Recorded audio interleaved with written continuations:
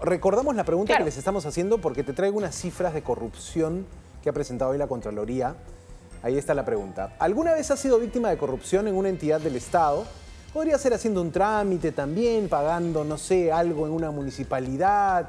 Un funcionario, un policía que te detiene cuando estás manejando, cuando estás caminando. O sea, cualquier entidad, persona que tú entiendas sea parte del Estado. Trámite grande, trámite chico. En otras palabras, ¿te han pedido coima alguna vez? ¿Te han pedido coima o te han pedido hacer algo, no? Como que fuera de la ley. Para acelerar tu trámite, claro, ¿no? Tal cual.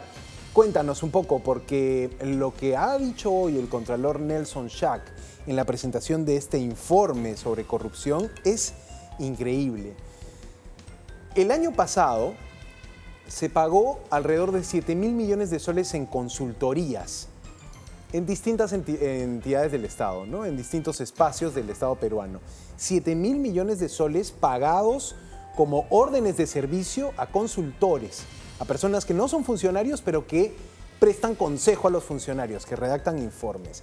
Con esos 7.000 millones de soles gastados en consultorías, se habría podido sacar de la pobreza a la mitad de peruanos que viven en esas condiciones económicas, en pobreza. O sea, con 7.000 millones de soles reduces a la mitad la brecha de pobreza que hay en el país. Y esa es la plata que se gasta en consultorías. ¿Cuánta plata se gasta en corrupción? ¿Cuánta plata se va de la inversión que hace el Estado, por ejemplo, para obras públicas en corrupción? 24.000 millones de soles. Estos son números enormes que nos grafican también el enorme problema. Hay una situación de, quizá podemos decir, buena detección de la Contraloría. La Contraloría funciona detectando casos de corrupción. El Contralor lo que dice es, ya nos estamos cansando de hacer informes. Podemos hacerlos, podemos seguir haciéndolos. El problema es la impunidad. El problema es que no hay sanción para el funcionario corrupto. Vamos a escuchar esta declaración del Contralor presentando hoy el informe. Recordemos, la Contraloría es esta entidad que revisa la legalidad de todas las, si quieres, contrataciones, compras públicas, y la corrupción es el cáncer del Estado peruano, confirmado, reconfirmado. Las cifras son enormes. El problema, no hay penas, no hay sanciones, lo dice el Contralor. Escuchemos. El punto ahorita, no en la lucha, en la efectividad de la lucha contra la corrupción, a mi juicio, ya no está en que si hacemos más informes, si detectamos más casos. El tema es la impunidad, que no hay sanción. Y ninguna lucha contra la corrupción va a ser efectiva en el mediano plazo si es que no hay sanción. Sanción en la vía civil, en la vía penal. A los corruptos y los presos. A los corruptos les tienen que quitar todo el patrimonio indebido que se han agarrado. Ajá, ahí estaba el Contralor Nelson Schack presentando este informe. Habló de varios temas, habló de cómo creció el presupuesto para estas consultorías, muy criticadas también desde algunos sectores políticos, pero también se le preguntó por el Congreso, por el gasto que se ve en el Congreso, por ejemplo, por el tema de los bonos. Los periodistas le consultaron, Contralor, ¿qué pasa en el Congreso? ¿Por qué desde el Congreso se pueden dar son dueños de la plata del Perú? Presupuesto. Simplemente gastan como quieren la plata de todo el Perú. Exacto. Para darse bonos, regalos, canastas, aumentos de salarios. O sea, no hay ningún tipo de fiscalización ni control allí. Y te voy a decir qué respondió, pero antes veamos la pregunta que les estamos haciendo en torno a las cifras de corrupción presentadas hoy por la Contraloría. ¿Has sido alguna vez víctima de corrupción en una entidad del Estado? Cuéntanos. Le ponemos víctima para no poner cómplice, pero se entiende también que una persona que cede ante una de estas situaciones termina siendo cómplice de la corrupción. En un contexto donde lamentablemente, y como dice el Contralor, hay un tema de impunidad asociado. Le pasa a mucha gente que tiene, yo creo, a veces negocios. Alguna vez me contaban historias aterradoras, gente que tiene negocios, que vende cosas, que venían inspectores, fiscalizadores para darte las licencias de funcionamiento, y que esa licencia de funcionamiento incluía llevarse cosas de tu tienda.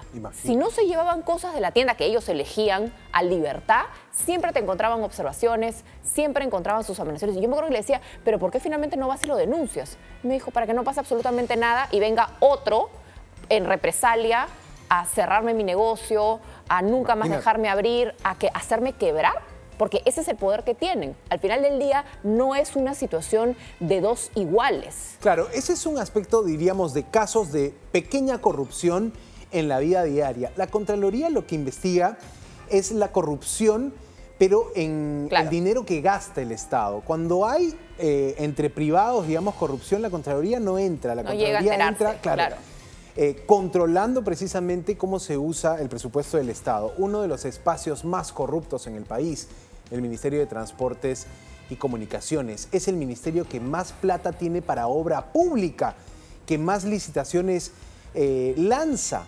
Y allí se cuela la corrupción. 24.000 millones de soles se fueron en actos de corrupción, inconductas funcionales, malas decisiones de funcionarios en torno al Y no dinero. perdamos el tema también de que tú lo has mencionado muy bien, el tema de las asesorías, repitiendo un poco la cifra, porque, a ver, en un ministerio, esas asesorías al infinito, asesorías para que te hagan estudios y análisis de todo. Y uno se pregunta, pero no hay técnicos expertos al interior de esa entidad que puedan hacer los estudios. De repente hay algo muy específico, muy técnico que sí requiera un análisis, pero tú no puedes tercerizar todo. Entonces, ¿para qué sirve la gente que trabaja en el ministerio? No son portapliegos. Correcto, y ese gasto, Lore, 7.000 millones de soles, entre 6.000 y 7.000 millones de soles se gastó en consultorías en el año 2023.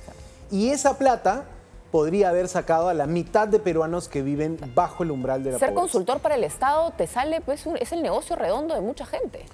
Y el problema no es si es una buena consultoría o una mala consultoría, ni siquiera hablemos de la calidad del producto que te dan, porque seguramente pueden ser muy buenos. La pregunta de fondo es, ¿realmente era necesario tercerizar ese servicio?